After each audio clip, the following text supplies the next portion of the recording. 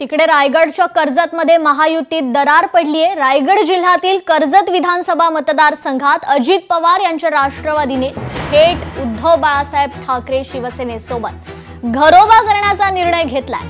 शनिवारी दोन्ही पक्षात एक बैठक होऊन या बैठकीत आगामी स्थानिक स्वराज्य संस्थेच्या निवडणुका दोघांनी मिळून एकत्र लढण्याचा हा निर्धार झालेला आहे। या बैठकीसाठी राष्ट्रवादीचे जिल्हाध्यक्ष सुधाकर घारे, भरत भगत, अशोक भोपतराव तर ठाकरेंच्या शिवसेनेकडून उपजिल्हा प्रमुख नितीन सावंत, भीमसेन बडेकर, प्रदीप ठाकरे हे उपस्थित होते। तर यावर आमदार महेंद्र दळवींनी देखील प्रतिक्रिया दिली आहे।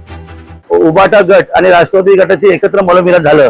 आता त्याचा प्रयोग आहे, आज त्याचा नेहमी प्रयोगशील असल्यामुळे राजकारणामध्ये हे ते करत राहतात। आज मूडमध्ये पण देखील त्यांनी बघितलं, मूडला देखील सभा घेऊन उबाटाचे काही नेत्यांनी मंचावरती बोलवले। आता एका पक्षाचे प्रदेशाध्यक्ष आहेत आणि खऱ्या अर्थाने कोर कमिटी सदस्य असल्या कारणाने अशा पद्धतीची एखादी घटना घडवणं हे ठीक नाही आहे, शोभनीय तर नक्कीच नाही आहे।